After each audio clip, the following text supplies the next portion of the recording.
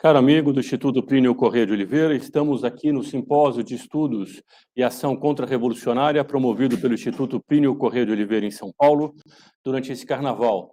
Temos aqui a grata presença do chefe da Casa Imperial, príncipe Dom Bertrand de Orleans e Bragança, e do padre Douglas, que está acompanhando aqui esse simpósio, bem como diversas pessoas que vieram, durante essa época de carnaval, estudar, rezar, agir contra a revolução. Aliás, o nome do simpósio não poderia ser mais apropriado: formação e ação contra-revolucionária. Nós estudamos porque nós temos um propósito, nós estudamos porque nós temos um ideal, e esse ideal é a restauração da civilização cristã. Foi-me pedido que tratasse hoje com os senhores de um tema muito importante dentro do processo de descristianização da sociedade. Esse processo começou, como nós vimos nas reuniões anteriores, há vários séculos, e nós estamos chegando no momento auge desse processo. Para se chegar onde nós chegamos, uma das técnicas que aqueles que desejam descristianizar a sociedade usaram, uma das técnicas que eles usaram foi a questão do boato. E o tema de hoje é sobre o boato. O que é o boato? Qual é a sua origem? Ele muitas vezes é feito, ele é disseminado para mudar o temperamento de uma sociedade, levar as massas engajadas naquela ideia, meio que hipnotizadas por ela, a tomarem certas ações. E, com isso, desestabilizar toda uma situação que existia. O boato sempre foi usado. Na história, nós vamos ver um exemplo clássico disso, que foi na Revolução Francesa, mas ele sempre é usado. E ele é usado também agora. E nós temos que entendê-lo para poder nos defender dele. O doutor Plínio, ele, que dá nome ao nosso instituto, ele sempre fez muitas análises sobre como esse processo vinha sendo conduzido. Uma das análises dele foi sobre essa técnica dos boatos. Nós vamos ver algumas reuniões dele, são reuniões que têm muitos exemplos. O doutor Plínio tinha um dom para dar exemplos e tornar certas ideias abstratas muito mais concretas, muito mais fáceis de serem entendidas. Ora, entretanto, eu vou ter que ler muita coisa, vai ser uma reunião um pouco mais cansativa, eu já peço desculpas por isso.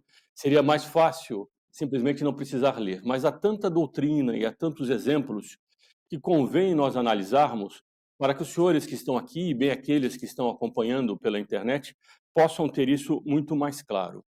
Os boatos, eles foram exponenciados pelas redes sociais. Uma coisa era um boato há 100 anos atrás, quando não existia nem sequer rádio. Bom, talvez 150 anos atrás não existia rádio. A imprensa moderna, como nós conhecemos hoje, era muito diferente. Era tudo muito diferente. Uma notícia, às vezes, demorava um mês para chegar em alguns lugares. Quando Dom Pedro II caiu no Brasil, a notícia da queda dele demorou meses para chegar em alguns lugares. Chegava uma pessoa de um lugar para outro e perguntava como é que estava o imperador. Ele já tinha caído há 6 meses atrás. Mas, enfim, era porque o mundo era muito diferente. Hoje, com as redes sociais, os boatos têm uma capacidade de contágio muito mais intensa, muito maior, exponencialmente maior. A Revolução Francesa é um caso paradigmático na história, é por isso que nós vamos nos basear nela para poder explicitar melhor a doutrina do boato. Porque o mundo de hoje não é apenas no Brasil, o mundo de hoje, de forma geral, ele é inundado, ele é bombardeado por boatos. Fala-se muito de fake news, evidentemente há muitas notícias falsas. Nós até tínhamos separado alguns vídeos, mas não vai dar tempo de colocar. Por exemplo, mas eu vou citar algumas delas, por exemplo, o caso de que, não que eu queira defender o Lula, fique bem claro, mas é mais fácil, às vezes, pegar um exemplo concreto. Correu por aí o Lula dizendo: eu defendo a mentira, é preciso mentir, minha mãe dizia que quem não mente não vai longe, etc. Só que cortaram a primeira parte do vídeo em que ele disse que o Bolsonaro disse isso. Só que era falso isso que disse o Lula. O Lula acusou o Bolsonaro de ter feito algo que ele não fez. Pessoas da falsa direita pegaram esse vídeo, cortaram a primeira parte para dizer que foi o Lula que fez. Os dois estavam mentindo. E nós estamos sendo inundados por uma central de desinformação.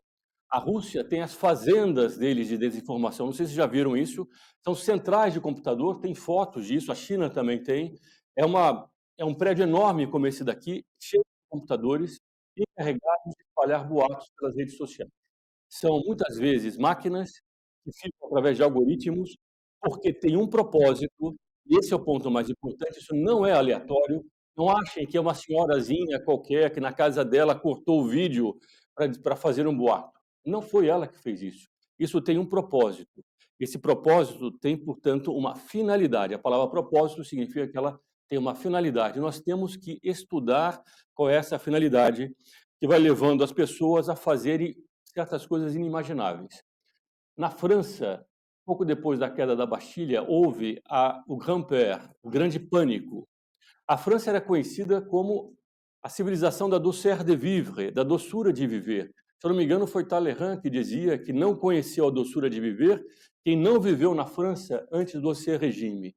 Como é que se explica os fatos que nós vamos ver aqui que se passaram na França? Canibalismos. As pessoas falam, às vezes, dos indígenas mais primitivos ou mais violentos que existiram no passado. Graças a Deus, no Brasil não era tão comum, mas em alguns lugares na América Central havia antropofagia. Chegavam pessoas e eles comiam, pegavam uma tribo do lado. Isso parece que os antropólogos modernos esquecem, as guerras indígenas entre eles. Eles invadiam uma tribo e comiam a tribo, dependendo da região que moravam. Entretanto, na França, na Douceur de Vivre, aquele país civilizado, o auge da civilização, aconteceu fatos assim, por causa do boato. O boato levou uma sociedade civilizada a agir da forma mais violenta, de forma até inimaginável. Então nós precisamos, entrar nessa questão, estudar que é uma central de desinformação, e que isso existe com um propósito. Normalmente, a internet é mais ou menos assim, aliás, eu tenho, falando em propósito, o propósito de não ficar vendo vídeos de redes sociais, porque é tanta confusão mental e é tanta informação sem contexto que deixa a pessoa embaralhada. E nós precisamos ter análise disso, é preciso sempre analisar com calma. O que fazem esses vídeos? Eles trazem algo que no primeiro momento nos agrada, criam um ambiente de engajamento, não apenas de amor e ódio, porque não é só isso que faz o boato. O boato ele não gera só uma resolução, a pessoa odeia alguma coisa e ela quer outra coisa. Ele vem com uma vibração nervosa. O boato, isso é uma característica própria dele, ele tem uma vibração, ele tem uma espécie de encanto. Quando a pessoa percebe, ela já está compartilhando para 50 pessoas. Ela nem viu ainda o vídeo por inteiro, ela já se convenceu, ela engajada naquilo, uma espécie de vibração nervosa. A análise da pessoa, para ela chega a uma resolução, por exemplo, fruto, de uma convicção, ela é fria, ela é serena, ela é determinada.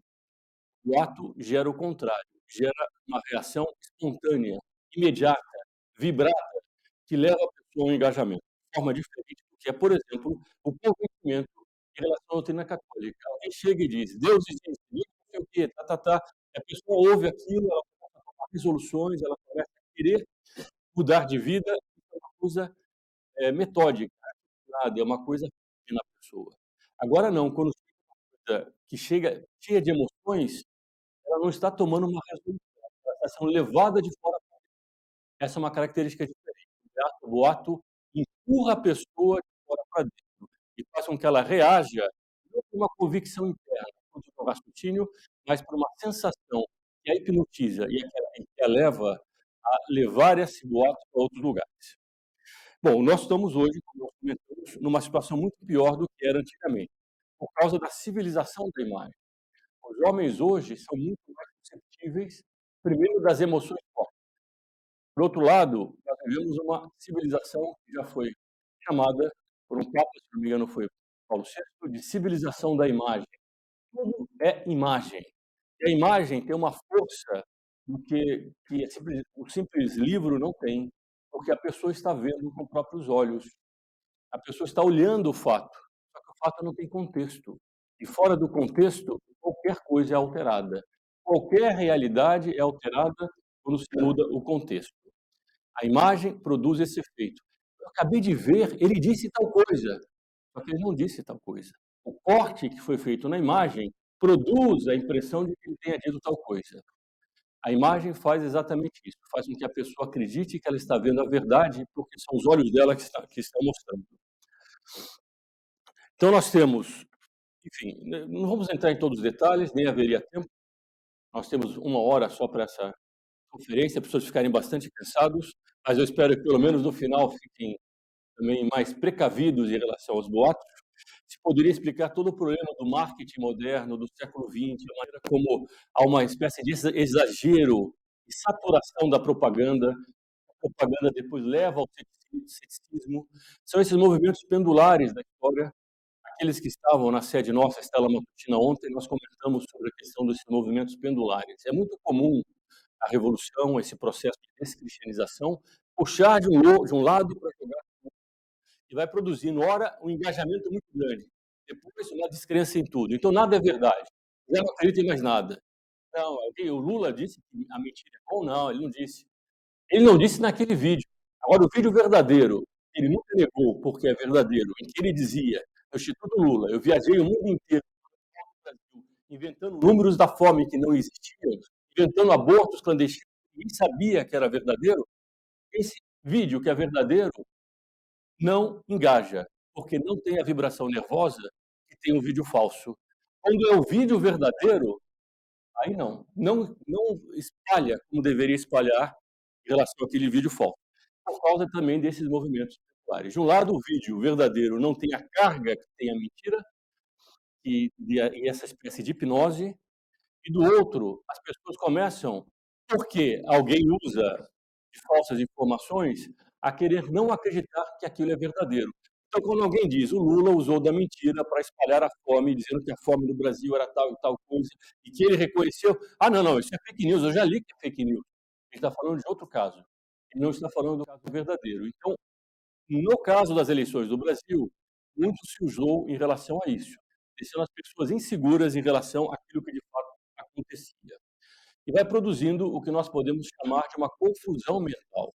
O boato, a desinformação, gera uma confusão mental, uma desconexão com a realidade. A pessoa já não sabe mais separar a realidade da ficção.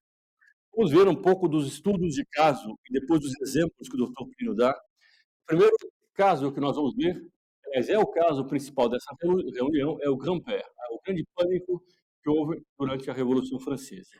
Os senhores todos conhecem bem a história. No dia 14 de julho de 1789, aconteceu um fato. Quem é que lembra o que aconteceu em 14 de julho de 1789? Queda da Bastilha, exatamente. Hã? Governo do Brasil? Não. 14 de julho de 1789 foi a queda da Bastilha. É uma data simbólica. A Revolução Francesa já tinha começado e ela durou muito mais tempo, mas ela durou muito tempo. O rei foi guilhotinado vários anos depois, se não me engano, em 93. Mas o processo da Revolução Francesa são mais de 10 anos que se poderia pegar esse processo. Mas era preciso dar uma data, os historiadores escolheram a queda da Bastilha, e não tinha nada de impacto importante. Dom Bertrand costuma, inclusive, dizer nas palestras dele que a queda da Bastilha, naquele momento, se não me engano, tinha 3 prisioneiros, que eram nobres, inclusive, eram mandados para lá, e o dono da Bastilha, o diretor da Bastilha, abriu a porta para os revolucionários. Não tinha absolutamente nada de queda da Bastilha. Entretanto, é um fato simbólico que foi usado por aqueles que defendem o fim da civilização cristã como uma data símbolo, que é a Revolução Francesa. Logo depois, do dia 22 de julho ao dia 6 de agosto, durante 15 dias mais ou menos, ocorreu aquilo que é chamado do Grande Pânico, Grand-Père. E esse é um dos fatos históricos mais singulares e importantes da história, porque pequenos fogachos disso nós podemos analisar em toda a história humana. Por toda a história isso acontece. Ora, no fato mais característico, que foi na Revolução Francesa, nós podemos analisar os fatos menores. Aí diz o Dr. Plínio, isso é importante para nós. Quer dizer, quando esse fato se repetir, se ele se der em vida dos senhores, os senhores poderão ver o que é que está se dando, saber desconfiar, e conforme for, saber fazer o contrajogo. Isso aqui é para nós nos defendermos do que isso produz na nossa alma e podermos agir contra isso, porque senão nós vamos ser empurrados para um jogo no qual nós somos marionetes. Ainda existe teatro de marionete, eu imagino, né? Tem uma pessoa que fica lá com as cordinhas e tem os bonequinhos embaixo, ele faz assim. A opinião pública, muitas vezes, é usada por aqueles que sabem puxar essas cordas. Uma das cordas mais importantes é a corda dos boatos. Se nós não quisermos ser manipulados dessa forma, nós temos que entender o jogo que é feito. O Dr. Plínio pegou dois historiadores muito importantes da Revolução Francesa. Um deles dá mais os imponderáveis, o outro dá mais os ponderáveis. Os imponderáveis eram o Pierre Gachot, muito famoso, tem livros e livros sobre isso, e o outro é o Gisland de Diebar. Os dois são, talvez, os principais especialistas, os mais renomados, digamos assim, da Revolução Francesa. Pierre Gachot, ele traz os imponderáveis. E o Gisland de Diebar, depois ele vai dar os dados concretos. Ele fez uma pesquisa extensa. É inacreditável. Os senhores vão ficar assustados com aquilo que ele vai descrever. O livro do Pierre Gachot é a Revolução Francesa. Ele já começa explicando que havia uma central. Esse é um outro ponto importante. Não achem que essas coisas são aleatórias. Uma senhora, que comentei agora há pouco, está indignada com alguém e vai lá e faz um vídeo. Não é. Ela pode ser muitas vezes uma propulsora, mas não é ela. Há uma central, há um propósito. Então diz o Pierre Gachot, que se encontra, então, o que é necessário fazer? Que se encontra, então, um grupo de homens tendo um só coração, um só espírito, uma só doutrina, e pelo simples fato de que eles estão numa multidão, organizados na desordem, decididos na indecisão, seu poder será, se não sem limites, pelo menos sem proporção nenhuma, com a mediocridade de seus efetivos e de seus meios. Esse grupo existe, é o povinho dos clubes. Se nós temos uma multidão desordenada, apareça um grupinho ordenado, ele vai levar essa multidão desordenada para onde ele quer. Isso é o papel das minorias, para o bem e para o mal. O nosso papel é ser uma minoria, para o bem. Eles fazem isso para o mal. Eles são organizados, eles têm um propósito, eles têm uma doutrina. E essa doutrina estava nos clubes. Os clubes, naquele tempo, não é como nós imaginamos os clubes de hoje, que tem uma piscina ou que tem um salão para conversa, tem um restaurante. É muito mais do que isso. Eram clubes para discutir ideias. Na Revolução Francesa, apareceram muitos clubes e as pessoas começavam a discutir as ideias. E esses clubes repercutiam as informações que recebiam de outros centros. Então, continua o Pierre Gachot. Os deputados que eles elegeram recebem dos deputados que estão em Paris correspondências diárias, regulares, impressos, cartazes, espalhados de todas as maneiras. Eles orientam a opinião pública, revelam as intenções verdadeiras ou falsas da corte, os perigos verdadeiros ou falsos que ameaçam a liberdade, as medidas verdadeiras ou falsas que a capital já tomou e que se impõem nas províncias, se eles querem se mostrar iguais à capital do patriotismo. Era uma palavra de ordem que era dada ao mesmo tempo para a França através desses clubes, verdadeiros ou falsos. Na horrível desorganização que se seguiu à queda da Bastilha, e que se chama de Grand-Père, ou seja, de grande pânico, grande medo, houve rapidamente uma simultaneidade e uma identidade de alarme, de pânico e de ações, que não podem se explicar senão por esta organização central do espírito público. É impossível entender a Revolução Francesa achando que ela ocorreu por uma espécie de insatisfação dos camponeses. Não é real, porque é impossível. Ela foi imediata em todos os lugares da França. Ela foi simultânea. Isso não foi espontâneo. Isso foi levado por alguém que controlava os pânicos e que soube usar isso para um propósito maior, que era destruir o ancien regime, o regime anterior. O absolutismo tinha os seus problemas, mas eram muito menores do que aquilo que se seguiu à Revolução Francesa. Bruscamente, portanto, lá pelo dia 26 de julho, uma notícia partiu como o rojão de todos os lados, da Normandia, de Alfine, Alsácia, Auvergne, por toda parte, bandidos armados chegam. Era a notícia que chegava na França. Vejam a descrição. Bandidos armados chegam, pilham tudo, incendiam as casas, queimam os trigos que ainda estão verdes. Imagine os camponeses que dependem do trigo para viver, né? Queimam os seus trigos, vão ser todos queimados. Eles foram vistos. Não foram vistos coisa nenhuma, mas a notícia é essa. Eles foram vistos. Os grupos deles estão próximos. próximos. Nuvens de pó os anunciam. Por quê? Naquela época não existia asfalto. Um cavalo, à distância, soltava a fumaça, soltava o pó da rua, da estrada. Nuvens de pó os anunciam. Seu sino toca, correios partem galope para alertar as cidades vizinhas. As pequenas aldeias isoladas se esvaziam. As mulheres e as crianças fogem. Os homens se armam rapidamente. Os comandantes militares lhes entregam os fuzis, por dezenas de milhares, munições, equipamentos, até mesmo canhões. Estão vindo os bandidos, a população precisa de armas. Então, o que fazem os comandantes militares? Entregam as armas. Desgraçado seria aquele que recusasse. Só depois de algumas noites de guarda e de patrulha, acaba-se percebendo que a planície está deserta e na estrada não há eco, não há som à distância. Mas a Revolução se armou. A Revolução Francesa agora estava armada. Não tem ela inimigos mais cruéis, senão mais pérfidos do que os bandidos que se esvaneceram. Quem é o responsável por isso? Os fautores da greve e da carestia, os que redigem as cartas chamadas de Paris, culpam de todos os crimes, de todas as conjurações, de todas as traições, os aristocratas, os ricos, os nobres. Aí vem a palavra de ordem. Quem é que fez isso? Foi a nobreza. A nobreza.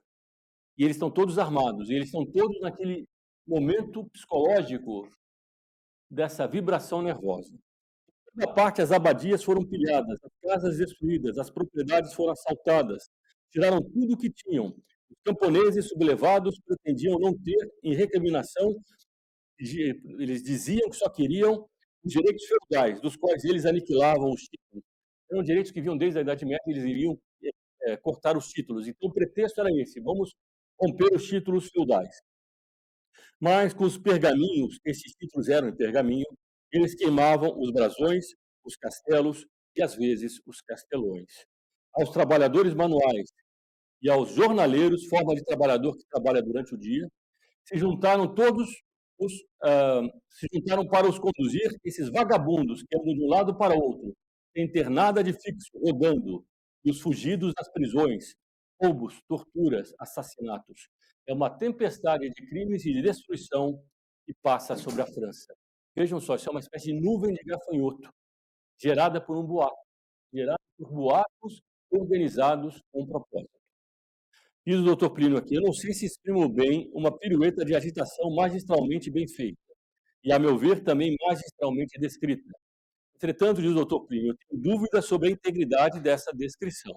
Falta elemento. Nós vamos ver que uma das características do doutor Plínio, os senhores têm visto nesses simpósios que se sucedem aqui, e nessas reuniões desse simpósio também, é que o doutor Plínio vai à origem do problema da psicologia segundo a natureza humana. Até onde vai e como é que esse pessoal que faz esse processo de descristianização usa do temperamento público. Como é que se explica que isso aconteceu? Isso aqui é uma descrição de onde isso veio, então ela está incompleta.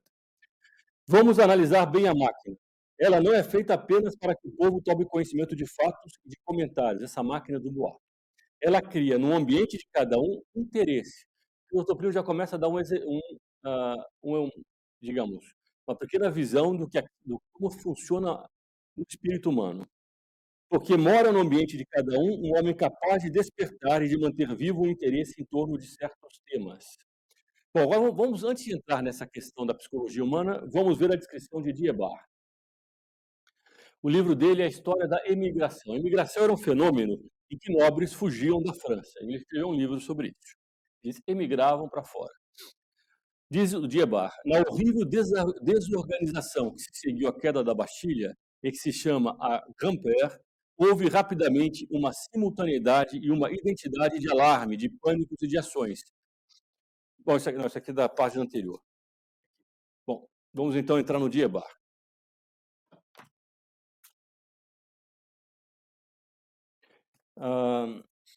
O que os historiadores chamaram Grand-Père constitui um curioso fenômeno, no qual a besteira aposta a corrida com a bobeira. A besteira aposta a corrida com a bobeira. Os mais criteriosos se tornam momentaneamente loucos. Os mais lúcidos parecem ter se tornado cegos. Os mais céticos se tornam de uma credulidade que prestaria a rir se os efeitos não fossem tão dramáticos. Isso tudo é a situação em que ele está descrevendo o que aconteceu com as pessoas. Elas se deixaram levar pelo inacreditável. Como é que se explica isso? No mesmo dia, na mesma hora e em lugares muito distantes, mais um que vai mostrar a mesma coisa, não foi aleatório. Uns dos outros, cavaleiros desconhecidos surgem desvairados, com os cavalos brancos de espuma e de poeira. Eles param alguns segundos, o tempo de gritar. Os bandidos, os bandidos! Depois, espoleando os cavalos, desaparecem tão rapidamente quanto vieram, para ir levar mais adiante a notícia incrível de que as hordas de bandidos se aprontam a devastar o país, saqueiam e queimam tudo nas suas passagens, um estranho efeito de alucinação coletiva. Então apareciam essas pessoas, os bandidos, iam para outro lugar. Já estava todo mundo esperando, né? Vai acontecer alguma coisa. Os bandidos chegaram. Ah, bom, vamos nos armar, vamos pegar as armas. As aldeias, às vezes assustadas, iam, às vezes, ver os bandidos chegarem. Pelos, alguns fogem se arrastando, carregando na sua passagem o pânico de que eram portadores. Eles acreditaram ter visto aquilo que não existia. Outros, mais resolutos, apoderaram-se de tudo que lhes caía sobre as mãos e, armados de tridentes, de fugir, esperam o inimigo com o pé firme.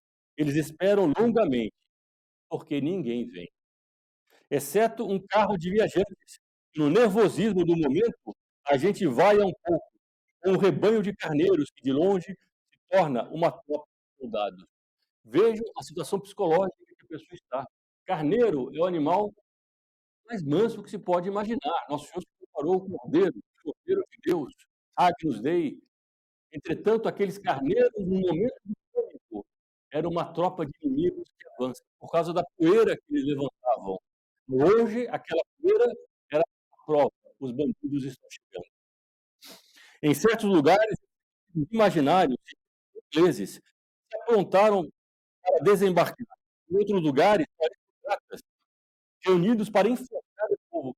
Imaginem, 3 aristocratas de uma cidadezinha, de uma pequena vila, que iam enforcar o povo de 200 pessoas. Mas era o boato incrível, ele é inacreditável, mas as pessoas acreditam. Em Foriel, uma estação termal na Normandia, cresce a chegada dos austríacos. Os austríacos estão do outro lado da Europa, mas eles estão chegando aqui, estão chegando na cidade da Normandia. Em todos esses grupos japoneses espontaneamente armados para resistir a uma invasão misteriosa, desconhecidos passam e lhes sopram de aproveitar a ocasião para acabar de uma vez por todas com, com os seigneurs, os nobres feudais, que reclamam rendimentos e direitos feudais. São aqueles direitos que vêm da época da Idade Média. Alguns desses emissários se mostram persuasivos, dando a entender que esta é a vontade do rei, desejosos de assegurar assim a felicidade do país.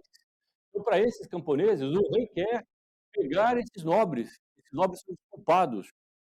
As pessoas se deixam convencer facilmente. Veja a descrição. As pessoas seguem esses pauradores e vão por cima dos castelos. É uma matança de nobres de uma violência inaudita. Quer-se destruir os títulos feudais, mas é difícil de se parar em tão bom caminho. Aí começa o momento. Elas estão engajadas, elas estão andando num caminho. Naquele momento é difícil parar. Só os títulos? Não. Então se queimam também os castelos e massacram-se por vezes os seus proprietários. Os arredores de Mamé, Madame de B e Madame de M são surradas pelos camponeses, que quebram os dentes. Elas ainda escapam sem muito dano, porque no próprio lugar chamado Mamé, Messier de Bavé é morto a pancadas, e perto do lugar, Messier de C é morto.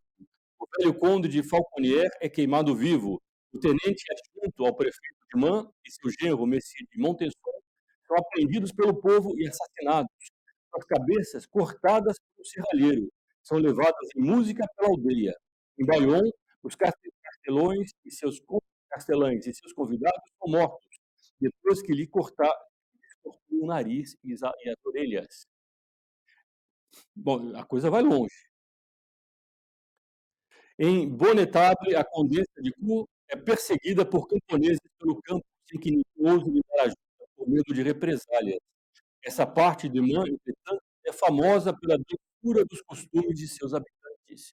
Eram habitantes tranquilos. Vejam bem, aqui há uma vibração que faz com que eles creiam no quadro real. Isso é uma das características dessa alucinação. Ela é uma alucinação, o boato produz essa alucinação. Ou é por ele, ou pela alucinação permitido também. São coisas que se tomam.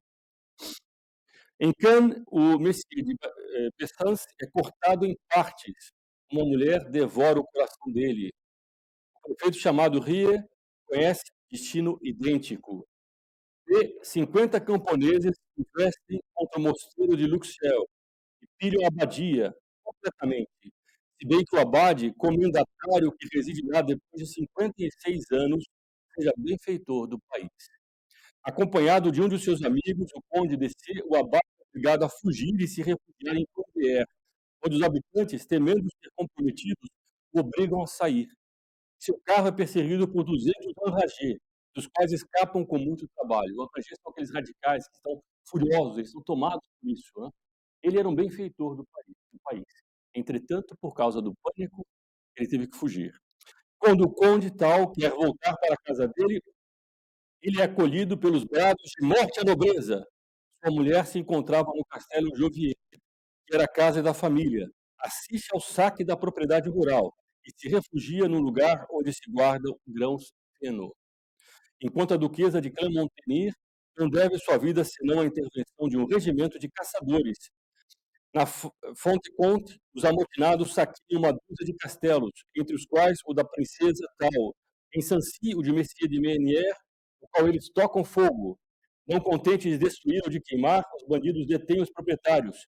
A marquesa de La Tour du Pont, Montauban e Messier Bellégère, a abadesa de Saint-Pierre, em Lyon, são arrastados à prisão. Seu destino não é pior. Em Languedoc, Messier de Barras foi cortado em pedaços diante de sua mulher, que morreu por causa disso. Mademoiselle de Monteville é obrigada, sob ameaça de ser cortada a machado, e abandonar os títulos da propriedade. A princesa de L, com o tridente dos agricultores ao pescoço, suas duas pupilas desmaiadas a seus pés, deve se resolver a igual entrega dos títulos de propriedade. O barão de M fica suspenso durante 1 hora em cima de um poço, esperando o bom prazer da população, que se pergunta a si mesma se vale a pena deixá-lo cair ou não. O Chevalier de Ably é exposto nu sobre um monte de matéria imunda, enquanto seus camponeses, depois de lhe terem arrancado todos os cabelos, se entregam a uma dança de scalp. Scalp é aquilo que os índios faziam, tiravam o scalp da pessoa. Tudo isso aconteceu no país mais civilizado do mundo.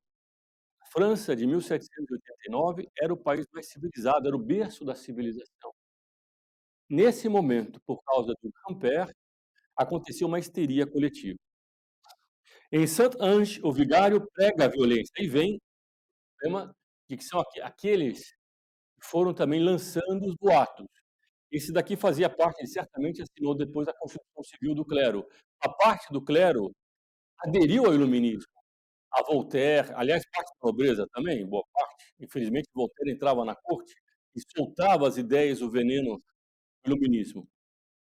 O vigário prega a violência, declarando a seus paroquianos: vós sois covardes se desde esse momento vós não irdes tocar fogo no castelo de tal e torrar a dama e seu homem de negócio. Eu me poria a cabeça de vós mesmos se eu não tivesse batina. Em Paris, Abbé Fouché, futuro bispo constitucional de Salvador, aproveita de uma cerimônia em Notre-Dame, Catedral de Paris, para pronunciar um discurso violento contra os aristocratas, que ele acusa de ter feito crucificar Jesus Cristo. O problema é que, como o povo era católico, era preciso que houvesse esses elementos infiltrados dentro da igreja de nosso Senhor Jesus Cristo para fazer mal ao povo. As cidades não são mais poupadas, as residências dos negociantes são saqueadas. Aí entrava também nas cidades. Em quase toda a França, a insurreição apresenta caráter idêntico, violento fogo de palha que abrasa o país. Por surpresa, os habitantes pacíficos e espalhando o susto nos campos onde os castelões fogem para se refugiar nas cidades mais próximas. Não obstante não mais pagar seus impostos, os camponeses se apoderam das florestas pertencentes ao trono e aos senhores, e cortam as árvores, as queimam às vezes pelo prazer de destruir, esvaziam os lagos e deixam os peixes apodrecer ao sol. Esses lagos eram públicos, era onde eles comiam, eles iam pescar lá, não precisavam mais pagar impostos, não tinha mais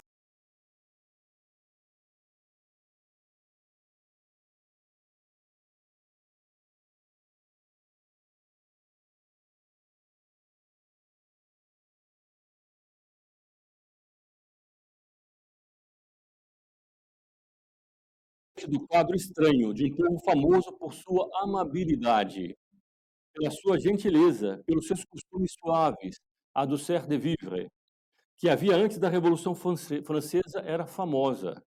Talleyrand dizia: quem não viveu antes da Revolução Francesa não conheceu a douceur de vivre. Esse povo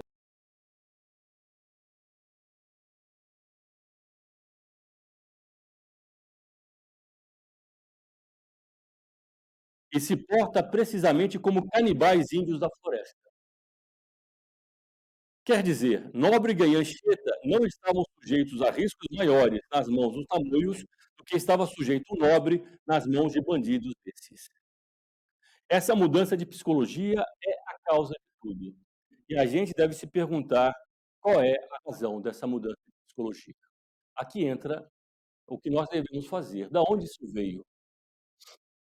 Eles dão a entender que é fácil compreender que o povo, tendo recebido aviso de que vão chegar os bandidos, fica assustado e se arma. Essa é a descrição que nós ouvimos. Eles ficaram assustados e se armaram. É fácil compreender que, armados, eles se voltam contra outros que lhe tiram dinheiro, os nobres e o clero. De maneira que é fácil compreender que, de boato em boato, eles tenham sido conduzidos a matar o clero e os nobres. Essa é aquilo que os professores de história ensinam. É mais ou menos aquilo que se ensina na história. Então, é uma sucessão de fatos assim superficiais. Ora, a gente vai ver um ano antes desse acontecimento, ninguém na França pensaria, nem de longe, em fazer essas coisas. Pelo contrário, as pessoas estavam tranquilas vivendo a vida delas. Aliás, é como se vê em qualquer país, quando você tem uma situação de tranquilidade, antes de haver algo que parece inexplicável. É tudo mais ou menos normal. Até nos fóruns de justiça, onde as pessoas estão brigando por direitos diferentes, ninguém está se matando. De onde vem essa explosão? E, sobretudo, os temperamentos não são conduzidos a essa forma de ferocidade. Naquela época não havia pendor para isso. O que é que se passou, então? O que é que levou essas pessoas a fazer com que um simples boato levasse a esse extremo e fizesse essa gente mudar de tal maneira de atitude? Essa é a pergunta que o Dr. Plínio levanta. Essa pergunta serve para responder outra pergunta, que é a seguinte: a Société de Pensée era uma espécie de centros de engajamento pré-maçônico. Isso eram os clubes e as sociedades de pensamento, de disseminação dessas ideias novas. O iluminismo usou muito esses grupos, esses clubes, para espalhar a sua doutrina. Se diz que a partir de Paris se lança um boato e todo mundo segue uma ordem. Então, a partir de Paris saiu a ordem: matai-vos, e todo mundo se mata. De um lado, a pessoa ouvindo isso tem um certo temor, porque percebe que algo disso de fato existiu, mas ao mesmo tempo ela tem um ceticismo. Isso não explica tudo.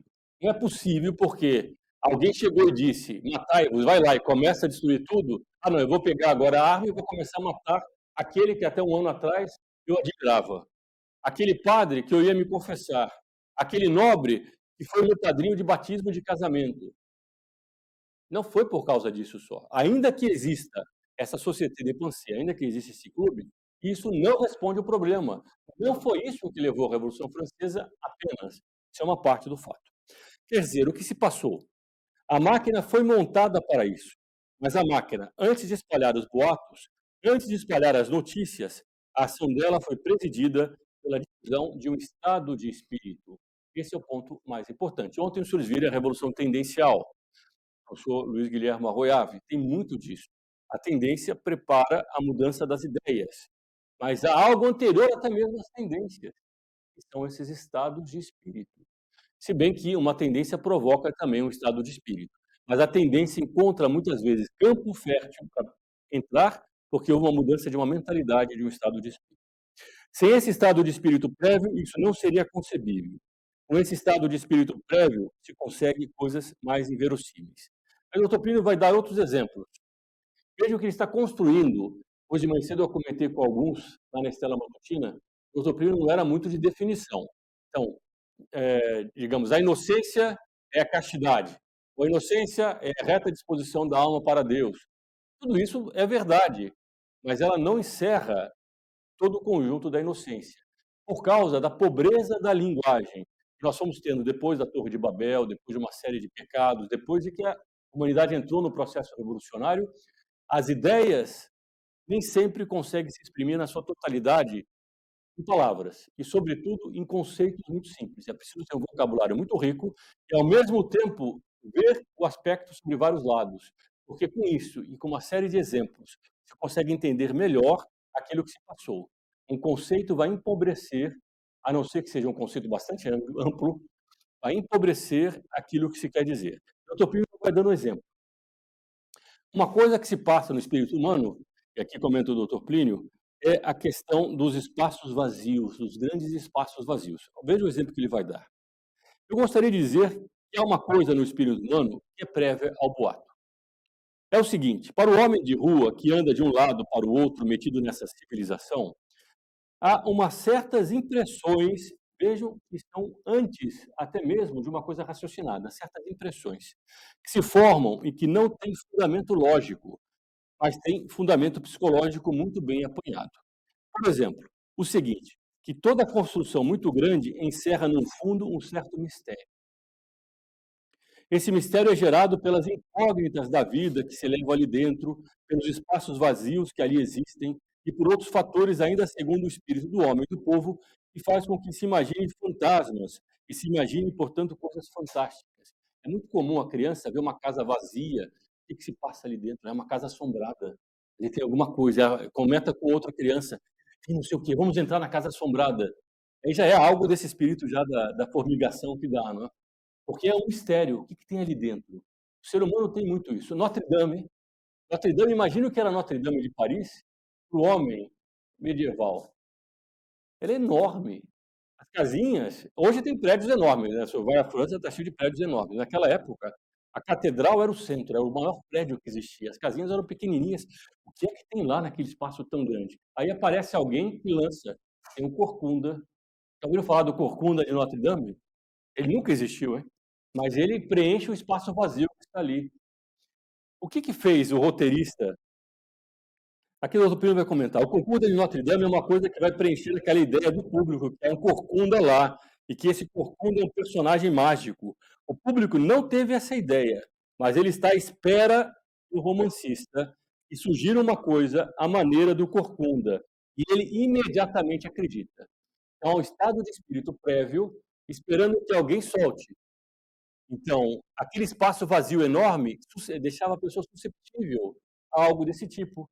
Aí vem, tem o culto satânico ali dentro. De repente tem, não, tem os padres rezando, mas começa, tem o culto satânico. Tem não sei o quê. Porque é um espaço enorme. Então, o articulista também não pensou nisso. Quer dizer, o articulista se aproveitou disso, dessa susceptibilidade. É que tudo quanto é muito grande sugere essas desconfianças de coisas misteriosas que tem dentro e que servem muito para pegar o boato. Por que esse boato apareceu? Porque o espírito público era propenso, sem saber por quê, a considerar que tinha mistérios ali, ou seja, sem saber por quê. Eles estavam propensos àquilo. O boato vem, às vezes, para quebrar a monotonia da vida. Imagine os senhores numa cidade que não aconteça nada. Tá a velhinha, assim, olhando na janela, passa duas pessoas, uma delas agora tem uma marca na testa, ela comenta com a outra velhinha do lado. Eu acho que é câncer. Só pode ser câncer. Ontem eu tinha essa marquinha. É câncer. Eu bem que eu achei, viu? Ele estava fazendo tal coisa e deve dar câncer. Aí ela vai e conta para o netinho, conta para não sei quem. Aí vai para outra velhinha ali, ou para a tia, que não sei o que mais. O prefeito, ele é o prefeito, ele está com câncer. Aquela mancha vermelha só pode ser câncer. Aí está toda a cidade falando que ele pegou câncer. Não tinha nada. Era uma machucadinho qualquer na testa dele. Mas não acontece nada na cidade, não há nada para fazer. ficam as 2 fofocando ali o dia inteiro. Vai evidentemente aparecer uma coisa dessa, porque elas estão susceptíveis, elas estão preparadas, e a cidade está preparada por causa da monotonia, quebrar aquela monotonia. Numa outra reunião, o Plínio diz o seguinte: sempre que um determinado estado de espírito satura, o ambiente está próprio para o boato. É uma outra situação. Eu estou cansado desse mundo. A monotonia tem algo disso, mas não é só a monotonia. Eu estou cansado disso que eu estou vendo. Eu quero uma coisa diferente. Alguém não está cansado desse mundo de hoje? Está todo mundo cansado. Está todo mundo preparado para qualquer coisa que vai dizer que isso vai acabar. Bom, o que é que está havendo no espírito público? Pergunta o senhor Plínio. Essa reunião é de 84. Para tornar o espírito público ávido desse tipo de boato, e do boato em geral, para eles serem ávidos do boato, há algo na realidade que eles não estão gostando. Se eu souber alterar essa realidade, eu tiro a vida do boato. Aqui também cabe a nós, se nós soubermos identificar o que é que está produzindo esse efeito de cansaço e solucionar esse problema, nós tiramos a vida daquele boato. Um grande líder, por exemplo, que saiba mexer nisso, ele se protege contra os boatos. Ou aqueles que querem destruir a civilização, eles usam do boato por causa disso. Isso vai muito no terreno revolução e contra-revolução, porque também, muitas vezes, a revolução se implanta por causa de circunstâncias como essa. Numa outra reunião de 84, o Topino comenta um quadro.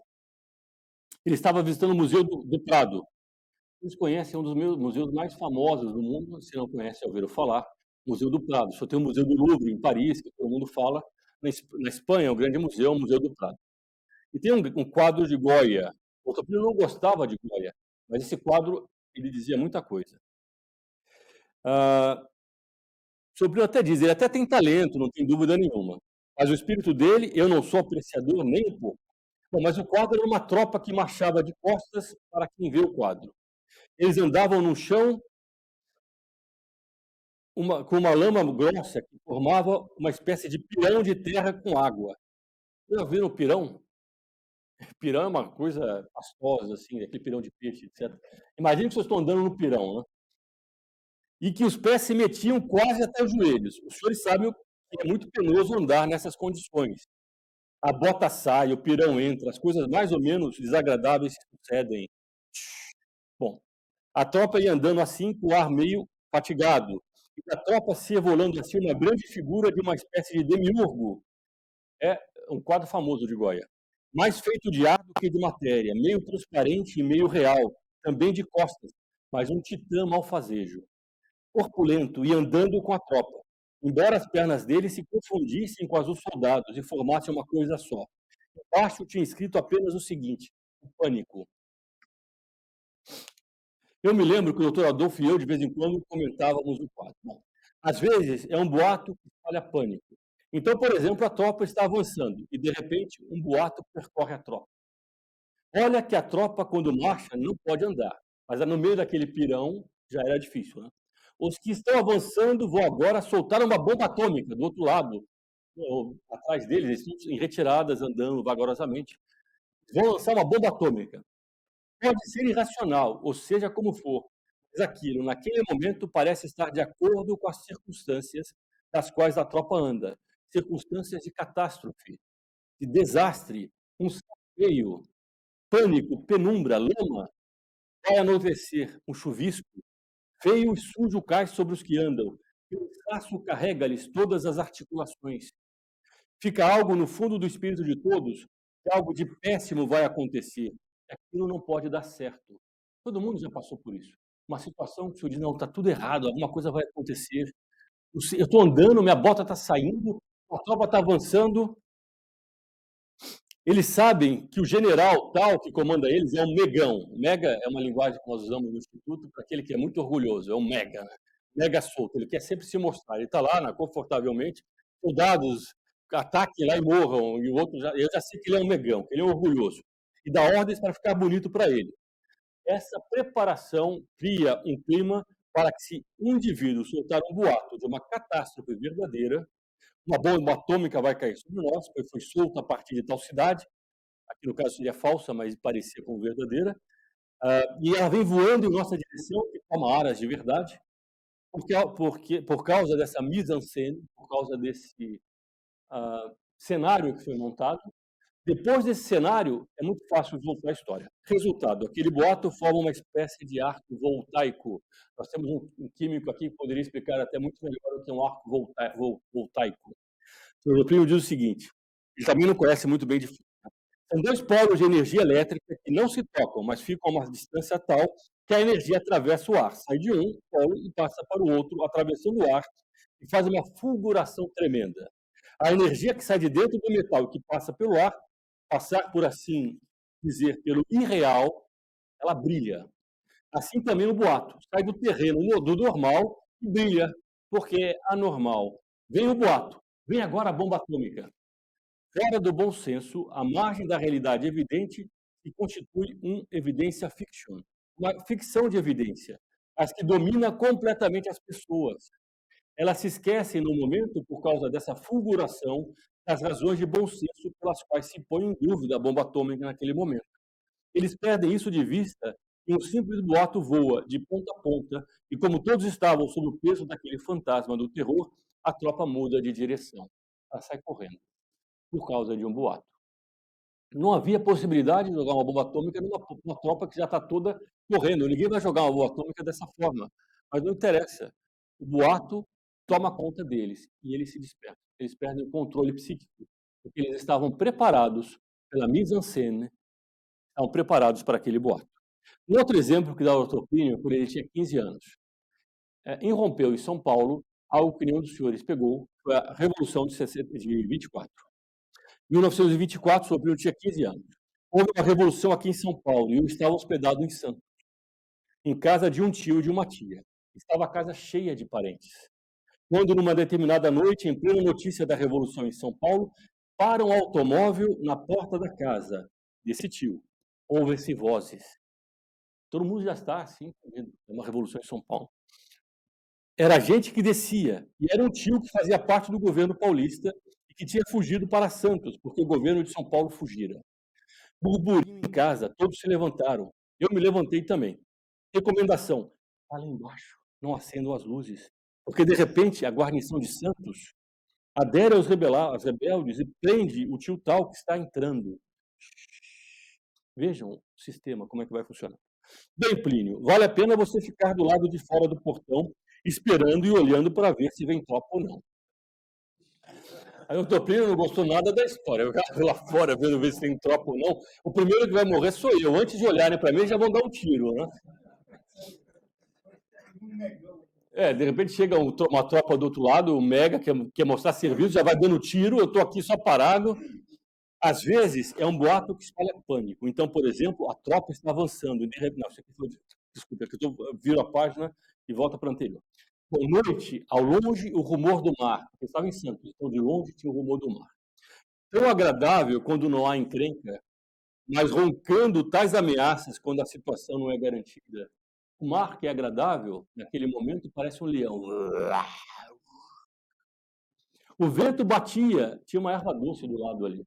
E aquela erva doce se inclinava assim. A gente tinha a impressão de que o vento era ameaça, que fazia a erva doce se encurvar. O vento é muito agradável, né? Mas naquele momento, havia um vento, assim. As estrelas lá do alto olhando o que se passava, neutra e sem se engajarem, sem piedade nem misericórdia. E eu, novinho, olhando para aquilo tudo e com medo, dizendo: de repente vem a mim e me pega um tiro para não dar aviso.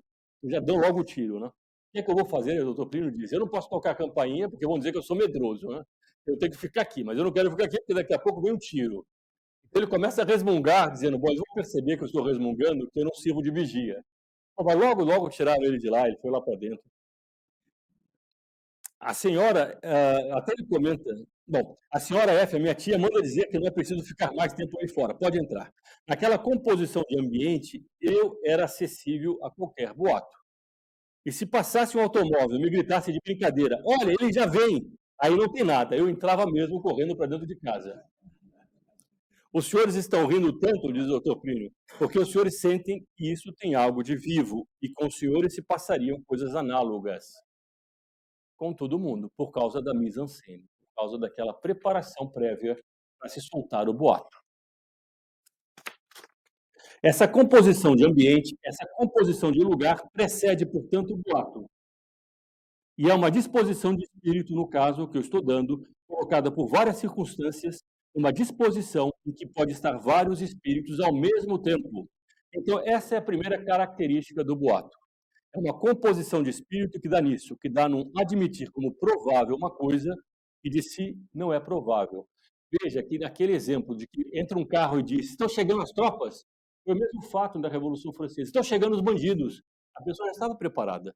Naquele momento, é isso. Ela já estava preparada para sair correndo. Ela estava preparada para chegar alguém e dizer: vamos pegar os títulos da nobreza, porque eles são os responsáveis. O rei está do nosso lado. Aí começam todos os boatos. A pessoa já estava preparada. Então, esse é o primeiro ponto. Agora vem a segunda nota. O primeiro é composição do espírito para aceitar como provável uma coisa improvável. A segunda nota, além da composição, o fato de que ele tira a realidade, tira a pessoa da realidade e a suplanta para uma realidade imaginária, mas que é impressionante. Ela fala para a pessoa. Ela vai falando, assim. O terceiro, o contágio é muito rápido nessas condições. O quarto, a atitude. O boato leva a tomar enfaticamente uma atitude que a gente não tomaria de nenhum outro modo. Ninguém faria aquilo se não estivesse preparado. Esses 4 pontos fazem parte do boato. Aí os senhores têm as 4 condições do boato. Diz o Dr. Plínio sobre a Revolução Francesa. A hipótese é o caminho da certeza. O Dr. Plínio usava muito da hipótese. Se nós queremos entender um fato, sobretudo em ciências humanas, que não é 2 mais 2, digamos assim, a química, a física talvez seja mais simples, mas na vida humana é preciso criar hipóteses para entender o que está acontecendo. Várias hipóteses, o Dr. Plínio diz que são pedras como dentro de um lago, dentro de um rio. Elas vão se lapidando umas às outras, batendo umas às outras, elas vão se arredondando, e quando o senhor percebe, o senhor tem mais ou menos uma noção muito mais clara da realidade. É preciso fazer hipóteses. Então, uma coisa que é preciso ter presente. Ninguém passa de um ponto A para o ponto B sem percorrer o caminho do ponto A para o ponto B. Se eu quero ir daqui para a sede do Grande Maria, aqui do lado, eu tenho que sair do hotel que nós estamos, atravessar a rua e partir para lá. Assim também é em relação aos espíritos humanos. Se houve essa passagem, houve algo que fez com que, por velocidade maior ou menor, o estado temperamental daquela população passasse para alguma coisa que se prestasse àquele extremo.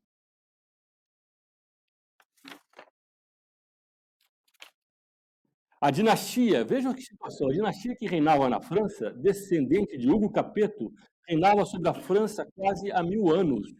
Eu não sei se os senhores se dão conta do que é isso. Qual é o convívio com uma dinastia? A dinastia é o centro em torno do qual gira toda a família daquele país. As cortes julgam em nome do rei, as tropas atuam em nome do rei. O rei é o centro de tudo. Na Inglaterra, até um tempo atrás, era a rainha, agora é o rei Charles. Mas eram estradas, autoestrada da sua majestade, a guarda da sua majestade, não sei o que da sua majestade. É tudo assim. Essa população são muito mais antigamente católicas do que súditas do rei. São católicas desde o tempo de Clovis. Clovis se converteu, São Remígio depois fez apostolado com ele, por causa de Santa Clotilde. Outro dia nós podemos contar a história, não dá tempo agora. Mas o fato, alguns eram católicos desde a época dos apóstolos. Como é que eles vão queimar as abadias? Bom, como é que se faz uma coisa disso? Eu estou querendo dar um exemplo. Imagine que há uma seita de ateus que faz uma propaganda, que afirma que essa gente, que Deus não existe, que o Papa é um farsante, que os bispos são um ganha-dinheiro do povo, o vigário é um ganhador de dinheiro, etc, etc. O bispo também é ruim. Bom, se os senhores espalham isso sob a forma de uma dúvida, evidentemente, o senhor não chega com as coisas mais radicais no começo. Você vai chegar com coisas mais simples. Olha, aquele pároco tem tal coisa assim. Ele é mais ou menos como o bispo, como o papa, ele começa com coisas pequenininhas. Bom, as pessoas à noite dormem bem, elas se divertem bem, elas não percebem o estado de espírito que é criado nelas. Elas ouvem aquilo, elas não acreditam porque elas são católicas, mas fica no fundo da cabeça sempre. O mesmo estado de espírito numa cidade onde um departamento científico avisa que o solo está devorando, por não sei que fenômeno geológico, a Terra. E que os lugares onde menos pode se imaginar, de repente alguém cai num buraco de onde não pode ser tirado. Começam certas dúvidas a espalhar assim nas pessoas. Aquele fundo fica zumbindo atrás da cabeça. Mais adiante, ele ouve falar que há uma peste que está devorando devagar todos os recursos agrícolas.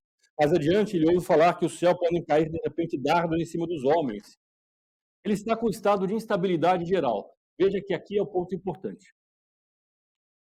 Se alguém disser para ele, já está desestabilizado, e vem um bandido, é muito mais fácil ele acreditar.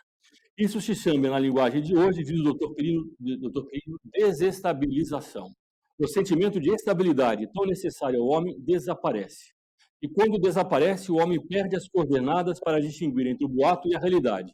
E as coisas mais absurdas começam a lhe parecer possíveis.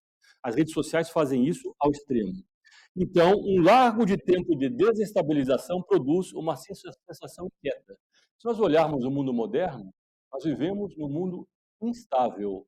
Tudo no mundo é instável, não há mais nenhuma segurança. Aquilo que existia, como o seu Mário falava, na década de 50, alguns ficam imaginando a década de 50 como se fosse o paraíso na Terra. Não era. Já existia a Revolução há 7 séculos atrás. Mas, enfim, a pessoa fica achando assim.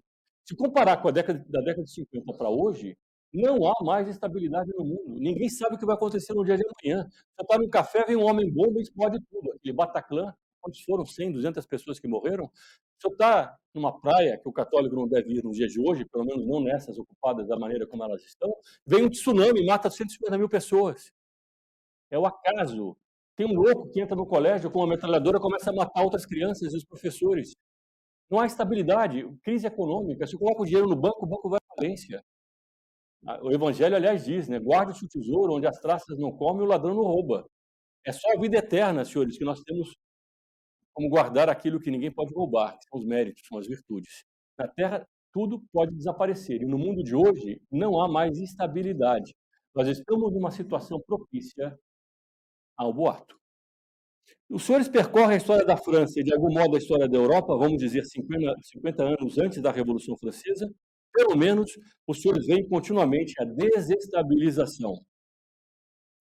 As desestabilizações feitas ao mesmo tempo num lugar produzem uma espécie de inquietação igual em todos. E essa inquietação se transmite por vibração nervosa de pessoa a pessoa. De maneira que, quando a desestabilização está forte, basta 3 ou 4 ficarem nervosos, eles propagam o nervosismo, como os outros propagam o boato que causa o nervosismo. Quantas pessoas morrem pisoteadas quando acontece um pânico no meio de uma multidão?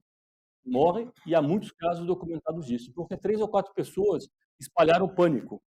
Quantos bancos vão à falência porque 3 ou 4 pessoas começam a dizer: o banco está falindo. Ele não estava falindo, mas a partir daquele momento ele estava.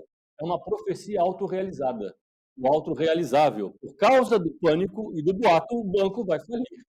Por causa do pânico e do boato, todo mundo começa a correr, ninguém viu o que aconteceu. Aliás, existe... Hã? Na Índia. Exatamente. Por causa da quantidade de pessoas juntas no mesmo lugar. Teve uma ponte famosa, todo mundo morreu pisoteado. Todo mundo, uma parte morreu pisoteada. Nós acabamos de viver isso no Brasil com a questão da vacinação. A vacina vai salvar. Aí tem outras, exatamente. Mas aqui, no caso, é sobre a questão de como as pessoas, do pisotear, eu queria focar nisso, por causa do fato de que não precisa de muita coisa.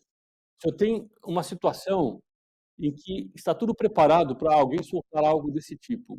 E o que acontece? As pessoas são esmagadas por causa de um boato e porque não iria acontecer de algo que talvez não fosse acontecer. Estava pensando uma coisa, mas só tem razão, esse é um outro fato. O Dr. Plínio comentava algo numa reunião de 95, que me pareceu como um princípio muito verdadeiro. Aquilo que vai conforme a axiologia, se é escudado pela razão, precisa ser razoável. A axiologia voando sem rumo é uma loucura, mas sendo razoável é uma coisa que, de fato, tem uma força orientadora muito grande, nós podemos seguir. Se nós estamos... Axiologia, o que é? Axiologia seria o estudo dos valores, mas mais do que isso, é quando a pessoa está dentro do trilho dos valores que ela deve seguir. O católico deve viver como católico. Uma coisa axiológica é aquilo que está na linha da axiologia que ela acredita, da fé dela. Se ela está dentro daquilo que ela acredita, ela está dentro do princípio axiológico dela. O Plínio usava muito esse exemplo. Então, quando a pessoa tem uma tentação contra a fé, muitas vezes é uma tentação axiológica. os valores dela são colocados em dúvida. Agora, não basta a coisa estar dentro daquilo que ela acredita. Então, vamos dizer, o Lula vai confiscar todas as propriedades. Está dentro daquilo que se pode esperar de uma pessoa socialista. Ele já está predisposto, mas tem que ser dentro da razoabilidade. No caso, se ele continuar indo para a esquerda como ele está indo, de repente ele chega lá. Mas nesse primeiro momento ele não chegou ainda. Então, é mais fácil a pessoa acreditar naquilo que, por enquanto, é irrazoável, porque está dentro da axiologia. Mas ela, para nós não nos deixarmos levar pelo boato, nós temos que ver se, além de estar de acordo com aquilo que ele normalmente faria, ele está fazendo já. Se aquilo que ele está fazendo é razoável nesse momento. Senão ele, de repente, cai. Ele vai fazer uma coisa desse e acontece como o Petro lá no Peru, que caiu porque tentou dar um golpe de esquerda. Não? Pode ser. Então, é preciso analisar as coisas com a razoabilidade que elas exigem, para a pessoa não ser levada por esses boatos. Há um fato que nós temos que ter muito presente no dia de hoje, e que o senhor Mário ontem tratou em parte na reunião dele. Há uma reação conservadora na opinião pública. Há uma verdadeira reação conservadora. O doutor Plínio, na década de 90, comentava como era inimaginável, inesperável, que no auge do processo revolucionário, jovens do mundo inteiro começassem a se unir para rezar o terço, para fazer grupos católicos, para combater aquilo que a Revolução levava, para onde a Revolução levava os homens. Eles se uniram como que espontaneamente. Não existe reação espontânea. Eles se uniram porque houve uma graça de Deus, que os chamou para agir, que deu a eles a petência de agir dessa forma, que criou neles o desejo de lutar por algo que vale mais do que eles. Se não houvesse essa graça, que o Dr. Plínio chamou de graça nova, na década de 90, ele explicou as características dessa graça. Eram pessoas que não apenas eram amigas de Deus, mas que se tornavam inimigas dos inimigos de Deus. Na década de 40, de 30, de 50, o Éden de muitas pessoas, as pessoas já estavam rumando para o nudismo. O Dr. Plínio comenta, na década de 30, todo mundo de véu, bem vestido, aquelas pessoas estavam rumando para o nudismo. Elas eram amigas de Deus, mas elas não eram inimigas dos inimigos de Deus, e por isso elas não tinham vigilância. Elas não lutavam contra o processo, elas retardavam o processo nelas. Mas os filhos já eram muito piores. Os netos já estavam andando nas praias de nudismo. Já começava a Revolução Sexual, década de 70, 68, a Sorbonne, Woodstock, movimento hippie. Isso tudo estava preparado na década de 30 com aquele 1 milhão de pessoas que estavam marchando no Congresso Eucarístico. O Congresso Eucarístico tinha 1 milhão de pessoas. Elas eram muito simpáticas, mas elas não tinham o ódio à revolução. Elas não lutavam contra o mal. E por isso elas deixavam que gradualmente o mal prosperasse. O que aconteceu na década de 90? As pessoas começaram a ir para a rua contra o aborto, contra o casamento homossexual, contra o MST, contra tudo aquilo que descristianizava a sociedade. As pessoas começavam a se mobilizar, e é por isso que essas pessoas que defendem a revolução, que defendem a descristianização da sociedade, têm que desacreditar e desarticular essa reação conservadora. Elas silenciam quando podem, perseguem, fecham, prendem, mas também usam dos boatos, usam da fake news, usam da confusão mental para desacreditar e desarticular. Nós estamos vendo um grande movimento de desarticulação de uma reação verdadeira. Se é preciso, imaginem, senhores, que os senhores são contra a civilização cristã. Os senhores são os comunistas mais radicais que querem não a ditadura do proletariado, que é uma etapa anterior do comunismo. O comunismo nunca foi a Rússia. O comunismo é muito além da Rússia. Ele era muito mais da autogestão. Aliás, está na Constituição russa, o fim último do comunismo não é a ditadura do proletariado, é a autogestão. Nesse momento, essas pessoas que querem isso precisam desarticular a reação conservadora. Como é que nós fazemos isso? Confundimos com fake news, nos infiltramos, fazemos com que as pessoas já não saibam mais o que é verdade e o que é falso. Ou usamos a reação conservadora para levar para onde nós queremos. Então, fazemos com que essas pessoas que não querem a esquerda se revoltem contra um Estado que hoje é dominado pela esquerda, mas que representa o resto da civilização cristã que eles querem destruir. Então, eles fazem com que uma reação conservadora se volte contra o Estado, rumo a uma autogestão. O senhor Mário ontem rapidamente tratou disso. É uma das táticas, e aqui é uma hipótese, eu não estou dizendo que isso é assim, ou isso esgota toda a realidade, mas a maneira de pegar uma reação conservadora que existe, e desviá-la é usar, através da falsa direita, métodos como esse, e fazer com que essas pessoas que desejam, muitas vezes, combater a esquerda, acabem confundindo o governo com o Estado e acabem atacando o Estado, que é o objetivo da Quarta Revolução Comunista, levar o homem para o fim do Estado. O Estado moderno é uma deturpação do que era a civilização cristã, mas ele é uma decadência gradual daquilo que foi um dia a civilização, onde as leis eram moldadas pelo Evangelho, como disse o Papa Leão XIII, comentando aquela época histórica. Nós saímos de uma civilização cristã para uma civilização anticristã. E aqueles que percebem que existe uma reação conservadora, eles não vão ficar inertes, eles vão tentar desarticular ou usar isso para o mal. Nós temos que tomar cuidado para nós não sermos instrumentos desses que querem destruir a civilização cristã, achando que estamos apenas combatendo a esquerda. Eu não sei se ficou claro aquilo que eu quis dizer, pelo menos como eu quis apresentar como hipótese. Nós estamos aqui, nós não somos muito numerosos ainda, talvez sejamos aqui 100 pessoas nessa sala, mas lembrem-se, Nosso Senhor dividiu a história e antes e depois dele. Ele teve 12 pescadores que não sabiam mal escrever. Eram pessoas muito simples. Santa Teresa, uma vez, disse que Teresa sozinha não pode nada. Teresa, um vintém, mas a graça de Deus pode absolutamente tudo. Se nós formarmos aquela minoria que é o exército de Nossa Senhora, Acies ordinata, os Salmos é uma expressão muito bonita, terrível como exército em ordem de batalha. Nossa Senhora é terrível como exército em ordem de batalha. A doçura de Nossa Senhora, que é a doçura da verdade, que é de nosso Senhor Jesus Cristo, ela se impõe com uma tal força, na medida que os homens são fiéis, equivale a um exército em ordem de batalha. Ele é capaz, independentemente do número, porque corresponde à graça de Deus, de enfrentar as maiores mudanças da história e de, ao invés de levar esse mundo para a quarta revolução, levá-lo para o reino de Maria. É isso que Nossa Senhora pede de cada um de nós nesse momento, esse engajamento, essa disposição de lutar por ela e fazer com que o reino do seu filho, através do reino dela, impere nessa terra, que é o fim desse Estado moderno também. Não é só a quarta revolução que quer o fim desse mundo de hoje.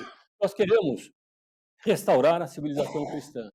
Eles usaram uma expressão nesses fóruns internacionais de esquerda, o outro mundo é possível, altermundialismo. Os professores já ouviram falar nisso. Em Curitiba corria várias vezes, agora daqui a pouco eles começam de novo. Mas um outro mundo é possível, e não é o mundo da esquerda, é o mundo da civilização cristã, da qual nós, percebendo como eles querem desarticular, como eles querem desviar, nós podemos nos defender e, ao mesmo tempo, lutar para que da civilização de hoje nasça novamente a civilização cristã. Rebrote dessa chama que ainda fumega, e aqui está o título, aliás, alguém tem aqui o papel do... daqui, por favor. A força da tradição. Aqui está o título desse simpósio, A Força da Tradição. Eu acho que tem até a frase aqui em algum lugar, eu não vim apagar a chama que ainda fumega, mas estava em algum lugar, estava no convite que foi dado pela internet, mas no programa, né? Mas reavivá-la. Está aqui. É bom nós lermos isso aqui, é uma frase de Nosso Senhor. Não quebrará o caniço rachado, nem apagará a mecha que ainda fumega, até que faça triunfar a justiça. Há uma outra passagem que Nosso Senhor diz que ele veio novamente dar fogo a essa chama.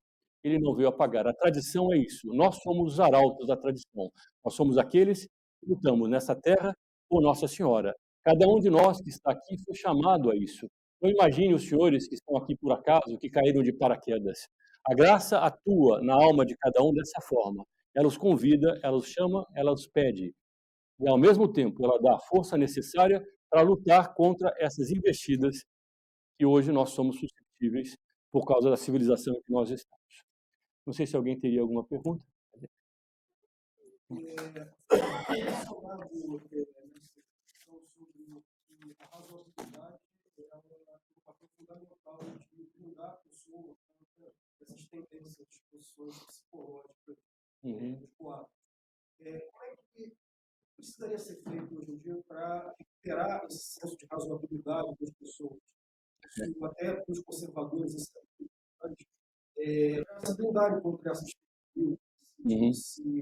isso é uma disposição natural que as pessoas aqui pelo ambiente ao redor, ou se isso é algo que precisa ser praticado, como se isso é um hábito que precisa ser aprimorado e aperfeiçoado. Repetindo a pergunta, não sei se saiu bem na gravação do áudio lá fora, mas como evitar que nós sejamos levados por isso? No fundo, há uma resposta imediata, digamos assim, uma mediata. Um ato que é o ato próximo e um ato que é um ato remoto. O ato próximo é o mais simples de se fazer. Começar a analisar os fatos, olhar o contexto, procurar as informações, checar as fontes, tomar cuidado com a eletricidade que nos ataca, que nos mexe, que nós sentimos que mexe conosco. Uma coisa é uma resolução nascida de uma convicção profunda, que nós temos, e ela é serena. Outra coisa é uma decisão que nós tomamos sobre o influxo que vem de fora e que vem com uma eletricidade. São coisas distintas. E para isso é preciso analisar com muita parcimônia, com muito cuidado, todos esses fatos. Agora, além disso, há uma preparação remota, que é a visita aos sacramentos, é a oração, é a devoção à Nossa Senhora, é conhecer a doutrina católica aplicada aos nossos dias. O Mário falou muito ontem sobre o problema do processo revolucionário. Se nós não entendermos como é que nós chegamos no mundo de hoje, nós não vamos saber lutar contra esse mundo. Não é possível lutar contra o mundo de hoje sem entendê-lo, sem saber como fazer, como é que ele chegou aqui. Nós temos que estudar, nós temos que nos preparar. Estudar não basta. A pessoa pode saber de cor toda a doutrina. Se ela não amar, se ela não tiver o sacramento, se ela não rezar, não tiver devoção à Nossa Senhora, ela não vai conseguir. No momento de hoje, vocês peguem, no momento da crucifixão de Nosso Senhor, onde é que estava a igreja? Quem é que vai me responder? Onde se refugiou a igreja no momento em que todos os discípulos fugiram e que Nosso Senhor morreu? Na Virgem Maria. Exatamente, em Nossa Senhora. Ela era a luz que brilhava naquelas trevas. Nela manteve-se a igreja intacta, imaculada, perfeita. Durante as trevas que cobriram o mundo, que tudo escureceu, em que pessoas, que mortos saíam dos seus túmulos, Nossa Senhora estava com uma tocha, vivendo nela toda a fé, todo o amor, toda a devoção. Se nós queremos ser fiéis nesse momento em que há um eclipse da verdade, nós temos que nos unir à Nossa Senhora, porque é nela que a igreja se refugia no momento em que tantos homens contra ela jogam as pedras. Hoje, a igreja é atacada de todos os lados, e é atacada, inclusive, por parte daqueles que dela fazem parte. Não por todos, evidentemente, nós temos muito bons exemplos de sacerdotes, de bispos, mas mesmo dentro das fileiras da igreja, há aqueles que não apenas abriram as portas para que esse mundo errado da revolução anticristã entrasse dentro da igreja, mas pior do que isso, fazem eles o papel da demolição. Nesse momento, cabe, e é importante mais do que nunca, essa devoção à Nossa Senhora, ao Santíssimo Sacramento. Se nós, e ao papado também, ao papado que está acima, muito acima da figura de um simples homem, que enquanto homem tem também os seus defeitos. Ele, enquanto homem, pode errar, pode pecar. Aliás, essa é a doutrina da Igreja. O dogma da infalibilidade pontifícia assegura isso de forma vinculante aos católicos. Isso é muito importante, porque eu já tive muitas discussões com alguns por aí. O dogma da infalibilidade católica significa, como consequência, que o Papa não é infalível em tudo, ao contrário do que querem alguns que atacam o papado atacando o Papa, e é vinculante ao católico. Nós temos que ter, portanto, o amor ao papado, o amor à Nossa Senhora e ao Santíssimo Sacramento. Se nós tivermos isso, nós teremos a maneira de nos defender. Isso é uma questão mais a longo prazo, digamos, não é uma coisa que a pessoa faça de uma hora para outra, é a questão da prática da virtude. Há um autor inglês chamado John Zubok, que dizia que quem planta um ato, colhe um hábito. Quem planta um hábito, colhe um caráter. Quem planta um caráter, colhe um destino. Evidentemente, a palavra destino aqui é porque ele é meio ateu, né? Ele vai, no fundo, colher a sua eternidade. A cada ato que a pessoa planta, ela está definindo qual é o seu futuro. É um adágio latino, talis vita, finis vita. Assim ele viveu, assim ele morreu. Bom.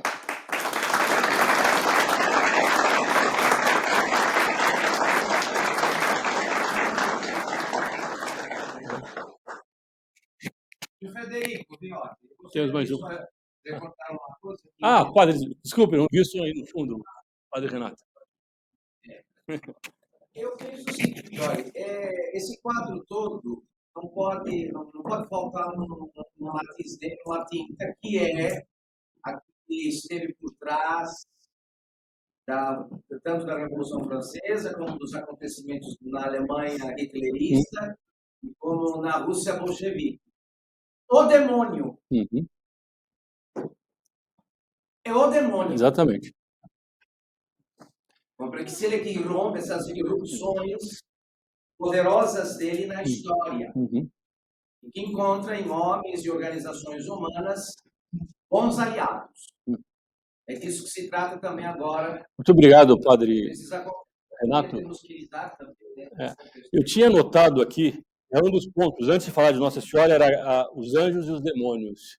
Muito obrigado por lembrar, porque esse é um ponto fundamental. A nossa luta de hoje não é contra apenas as questões políticas, militares, econômicas, de pandemia, de vírus, é muito mais do que isso, é uma luta de anjos e demônios. Se nós não entrarmos nessa luta, e para isso precisa de vida espiritual, vida sobrenatural, nós vamos sossobrar, nós vamos entrar nisso. Padre Renato, muito bem lembrado, e eu agradeço novamente a importância de mencionar que nós estamos nessa luta. A todos nós cabe, nesse momento, essa posição de alma, lutar contra o demônio, rezar a Nossa Senhora, ter essas devoções que nós precisamos ter.